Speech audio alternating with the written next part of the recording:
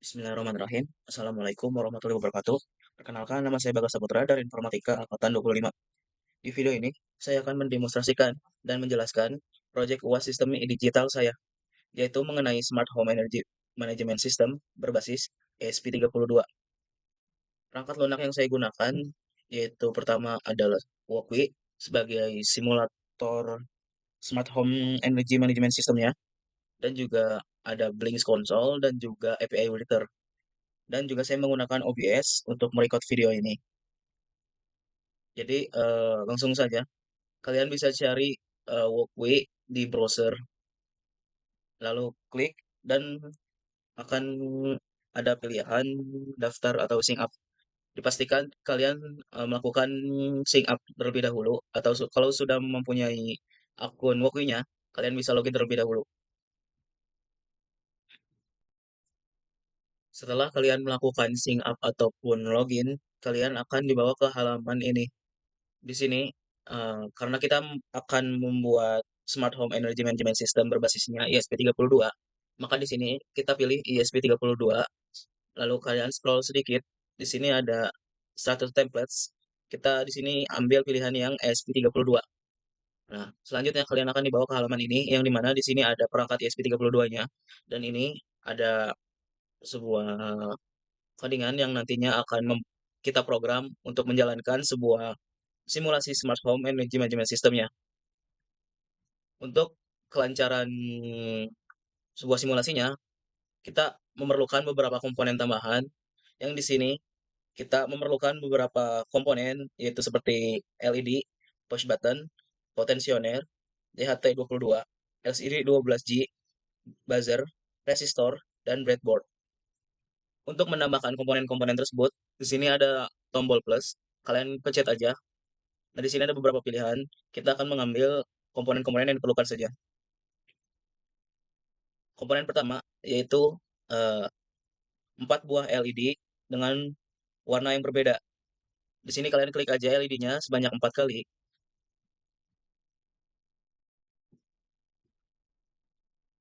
Kalau sudah, di sini LED-nya kalian bisa merubah warnanya sesuai dengan kebutuhan atau keinginan kalian di bagian atas ini. Contohnya seperti ini. Nah, kalau sudah, kita lanjut saja dulu ke komponen yang diperlukan selanjutnya, yaitu push button. Di sini kalian pencet push button. Karena kita perlunya 3 push button, maka kita pencetnya 3 kali. Nah, kalau push button sudah dimasukkan, kita lanjut ke komponen yang diperlukan berikutnya, yaitu sebuah resistor. Maaf, kita perlu potensioner terlebih dahulu. Ketik di sini potensioner, kita tambahkan potensioner di sini. Nah, potensioner ini berfungsi sebagai mensimulasikan sensor cahaya LDR, dan nilainya nanti bisa diputar di sini, bisa diputar. Selanjutnya, komponen yang diperlukan yaitu adalah DHT22. Kita ketikkan di sini DHT22. DHT22 ini adalah sensor suhu dan kelembapan digital yang sesungguhnya, bukan simulasi seperti potensioner, jadi pembacanya lebih akurat dan lebih proper secara teknis. Selanjutnya, komponen yang diperlukan yaitu LCD 12G. Nah, yang ini ya, LCD 16 kali 2, 12. Nah, LCD ini merupakan dan berguna di pencari.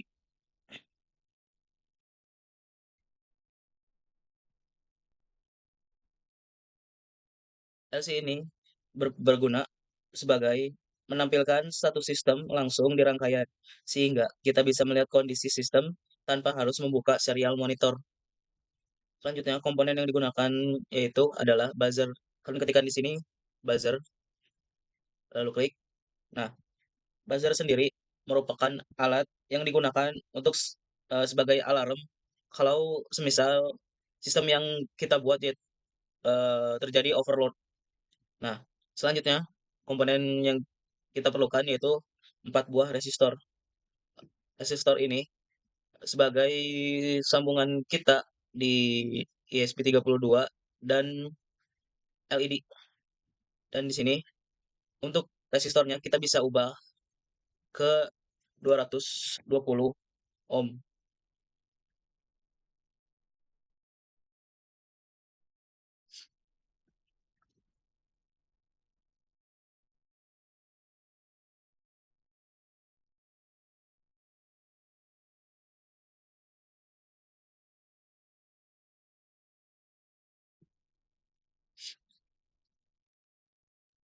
Selanjutnya, komponen yang kita perlukan yaitu breadboard.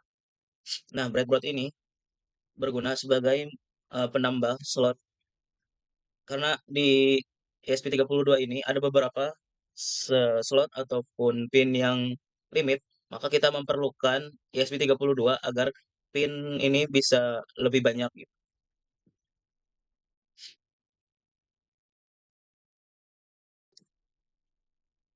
Setelah komponen-komponen yang kita perlukan sudah kita inputkan, maka langkah selanjutnya adalah menyambungkan semua komponen-komponen ini menggunakan kabel. Kita pencet aja misalnya di sini atau di sini. Itu akan memunculkan kabel. Nah, ini kabel ini akan kita inputkan di misalnya di pin-pin ini yang nantinya akan berguna sebagai penyambung satu sama lain.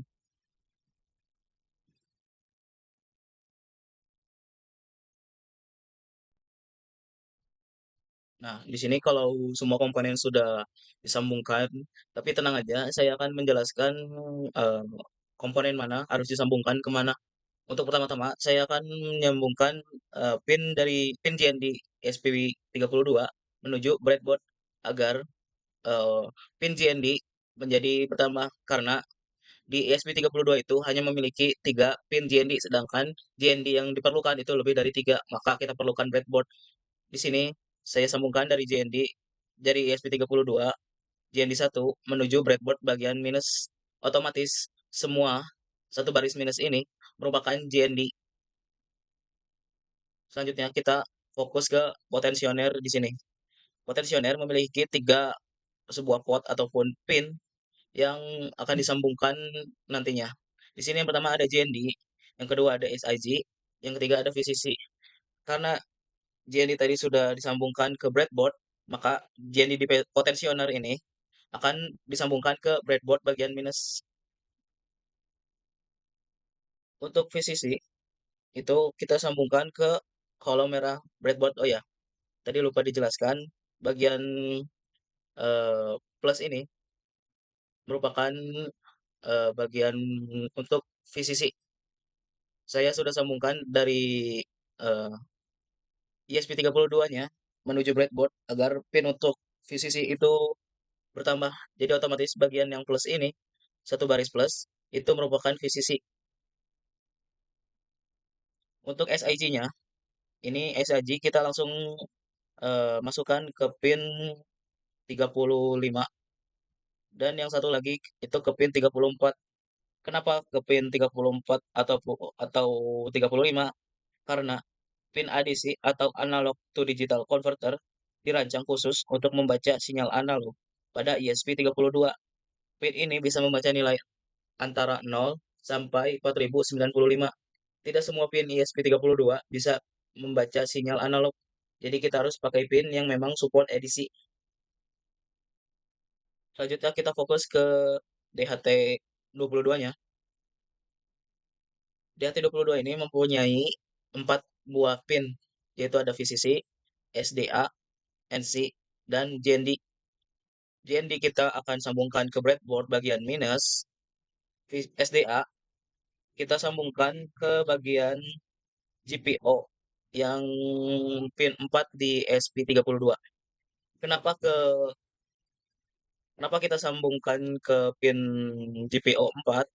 Karena GPO 4 adalah pin digital yang bisa dipakai untuk komunikasi protokol one wire seperti yang digunakan di HT22. Mengirim data suhu dan kelembapan adalah format digital melalui kabel data saja. Berbeda dengan potensiometer yang mengirim sinyal analog, GPO 4 dipilih karena bebas dan tidak bentrok dengan pin lain.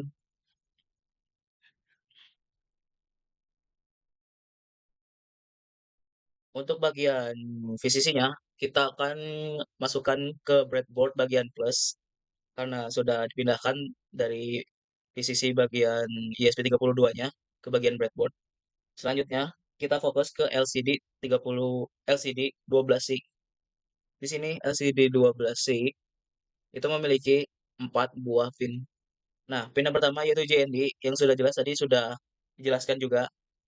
Kalau JND itu bakal dipindahkan ke breadboard, maka langsung saja pin JND ini kita masukkan ke bagian minus breadboard. Nah, untuk yang VCC juga sama, tadi sudah dijelaskan. Kalau VCC bakal kita masukkan ke bagian plus breadboard.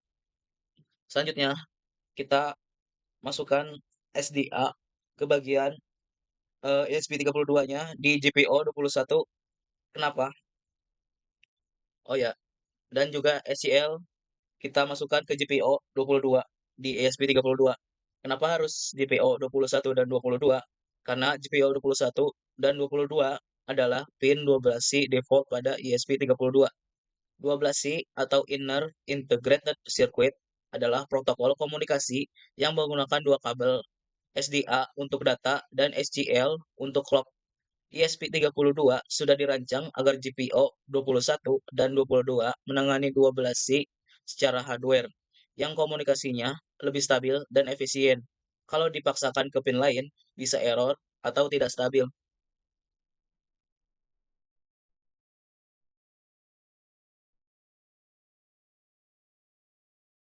Selanjutnya kita fokus ke push button.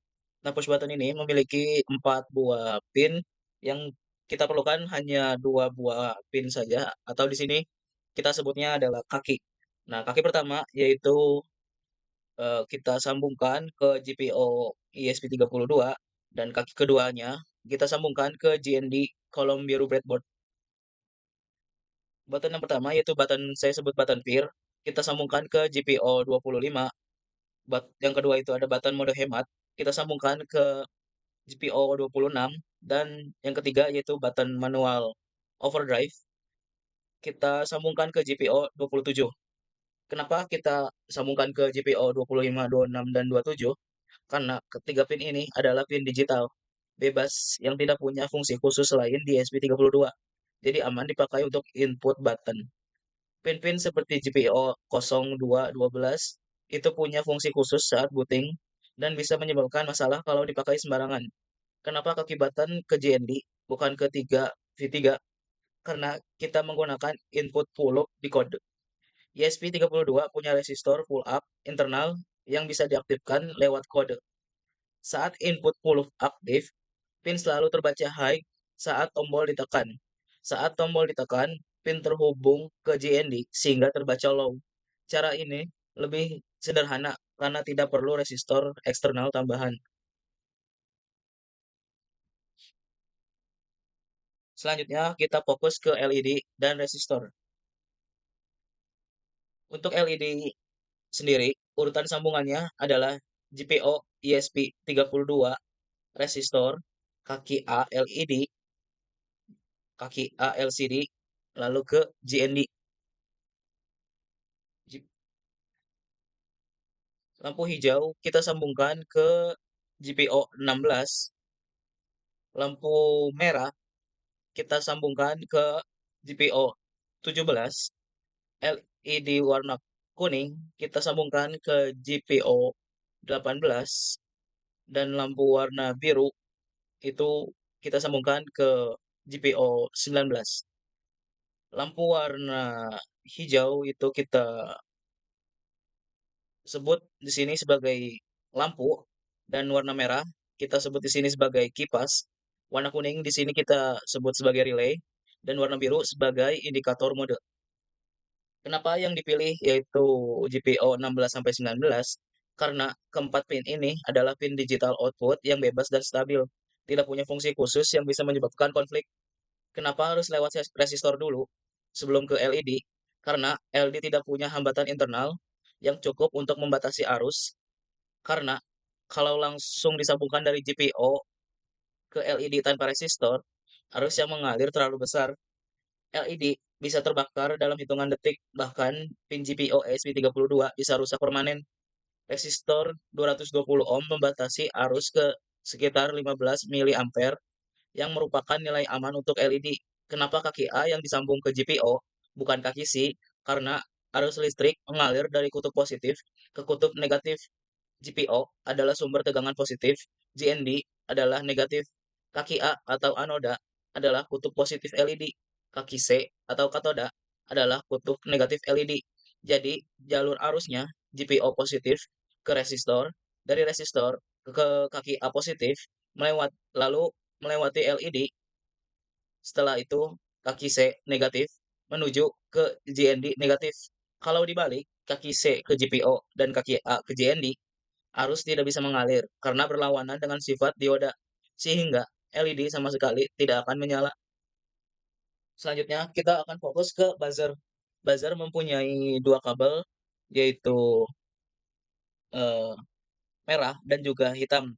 Kabel merah positif kita sambungkan ke GPO di 23 di SP32, sedangkan kabel hitam negatif kita sambungkan ke JND di breadboard. Kenapa ke pin 23?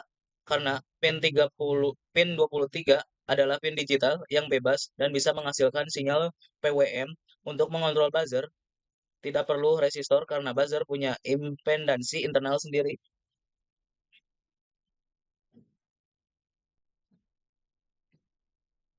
Setelah rangkaian selesai, kita perlu install library tambahan.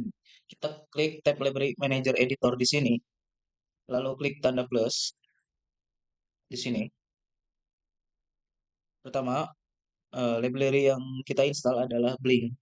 Kita ketik aja di sini BLYNK karena saya sudah menambahkannya, jadi sini saya nggak klik. Tapi kalian harus klik bagian sini. Library ini berfungsi sebagai menghubungkan ESP32 dengan platform Cloud Blink, sehingga data dari sensor bisa dikirim ke dashboard secara real-time. Tanpa library ini, ESP32 tidak bisa berkomunikasi dengan Blink sama sekali. Library kedua yang kita perlukan yaitu Arduino JSON. Nah, Arduino JSON yang ini, Arduino JSON ini berfungsi ketika mengambil data cuaca dari Open Weather Map atau API. Data yang datang berbentuk format JSON, semacam format teks terstruktur yang berisi banyak informasi. Library Arduino JSON ini yang membantu kita membaca dan mengambil bagian tertentu dari data JSON tersebut. Misalnya, mengambil nilai suhu atau kondisi cuaca saja. Selanjutnya, library yang kita perlukan yaitu DHT, sensor, library yang ini. Library ini khusus untuk membaca data dari sensor DHT22. Tanpa library ini, ESP tidak tahu cara berkomunikasi dengan sensor DHT22 menggunakan protokol one wire ya, one wire. Library selanjutnya yaitu liquid liquid crystal.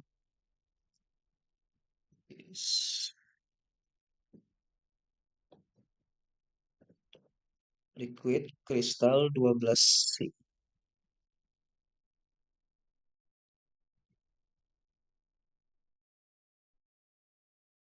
Nah, yang ini nih. Liquid Crystal 20C ini digunakan untuk mengontrol LCD 12C. Dengan library ini, kita bisa dengan mudah mengirim teks ke LCD, mengatur posisi kursor, menyalakan backlight, dan sebagainya. Tanpa library ini, mengontrol LCD secara manual sangat rumit karena harus handle protokol 12C sendiri. Keempat library ini sudah terinstall semua. Sekarang kita bisa paste kode dan jalankan simulasi.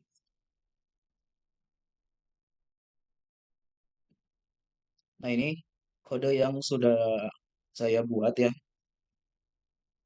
cukup panjang memang.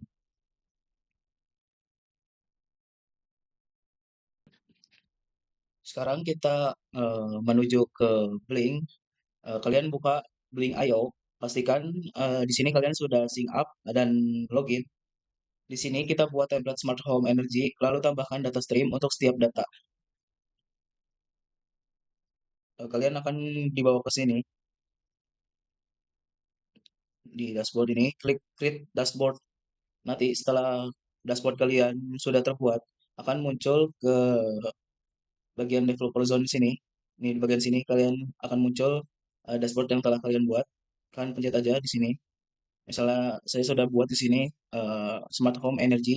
Nah, di bagian home ini bakal muncul dashboard yang kalian telah buat barusan. Di bagian developer zone ini kalian menuju ke data stream terlebih dahulu. Nah, di data stream ini kalian bisa menambahkan atau create eh, data stream dengan cara klik bagian new data stream di sini. Kalian pencet virtual pin. Nah, di sini kalian dinamakan sesuai dengan kebutuhan kalian, pin berapa, tipe datanya apa, dan ini min max-nya. Karena saya sudah buat di sini, maka saya akan jelaskan sesuai dengan yang telah saya buat. Contohnya yang ini. Saya beri nama data stream yang pertama itu adalah cahaya dengan pinnya V0 dan tipe datanya integer dengan min max-nya yaitu dari 0 sampai 4095. Itu kalau kalian nanti bisa save aja. Ini saya close karena saya sudah membuatnya. Untuk komponen selanjutnya itu ada suhu lokal. Suhu lokal ini berada di pin V1 dengan minnya 0 dan max-nya 50. Selanjutnya yaitu kelembapan. Yaitu kelembapan saya taruh di V2 dengan minnya 0 dan max-nya 100. Selanjutnya yaitu adalah V3. V3 saya letakkan di sini yaitu adalah lampu dengan min-nya 0, max-nya 1, tipe datanya integer. Untuk V4 yaitu saya gunakan eh, kipas dengan tipe data yang integer, min-nya 0, max-nya 1. Selanjutnya yaitu cuaca. Dengan cuaca dia berada di VIN 5 dengan tipe datanya string. Karena tipe datanya string, virtual pin data streamnya tidak memerlukan min dan max. Ini berlaku juga untuk data string yang lain.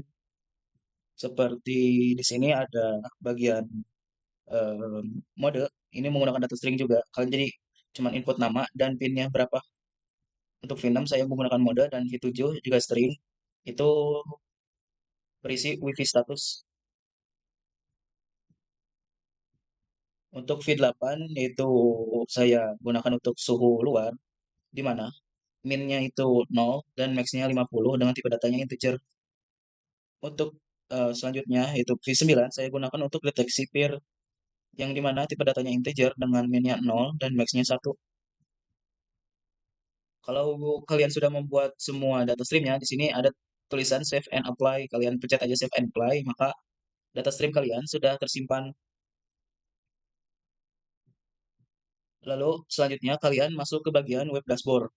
Nah, di web dashboard ini ada beberapa widget yang diperlukan untuk memvisualisasikan sesuai dengan data stream yang telah kalian buat. Di sini karena saya sudah buat, maka saya akan jelaskan bagian awalnya saja. Jadi di sini misalnya kalau belum buat, maka kalian akan dimunculkan bagian ini di web dashboard. Kalian memerlukan beberapa komponen seperti jauge, label, dan LED. Jauge untuk cahaya, suhu lokal, dan kelembapan. LED untuk lampu, kipas, dan semacamnya. Dan label untuk yang WiFi status, cuaca, dan mode dan juga suhu luar menggunakan label.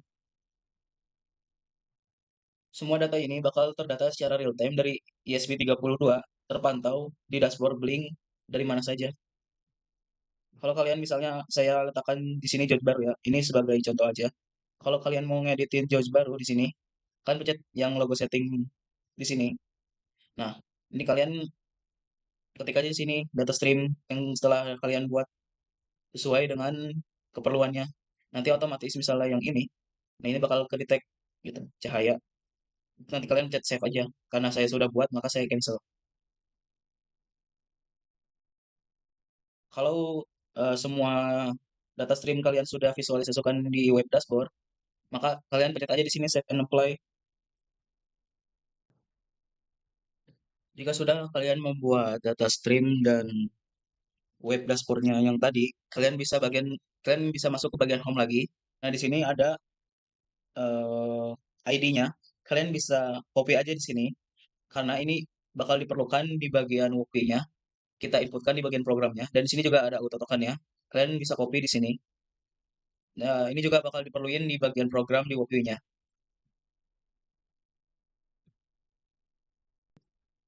Setelah setelah kalian selesai em, membuat web dashboardnya di Blink, kalian masuk ke Open Waiter API.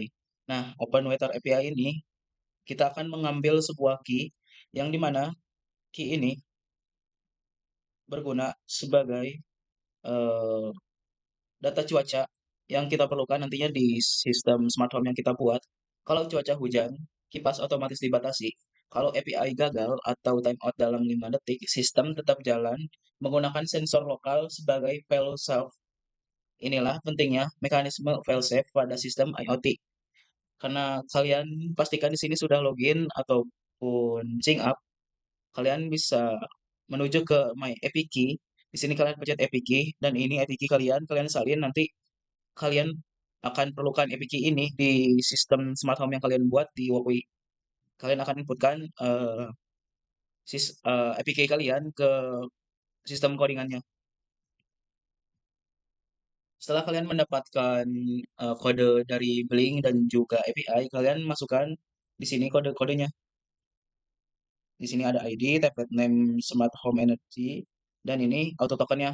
Ini didapatkan dari Blink. Nanti kalian masukkan di sini. Dan untuk API key-nya, kalian masukkan di sini dengan kota kalian tempat tinggal di mana. Kalian nanti bisa membuat atau menjalankan program ataupun rangkaian smart home yang sudah kalian buat barusan. Setelah semua rangkaian sudah siap dan kodenya juga siap, di sini kita akan mencoba run apakah berhasil atau tidaknya.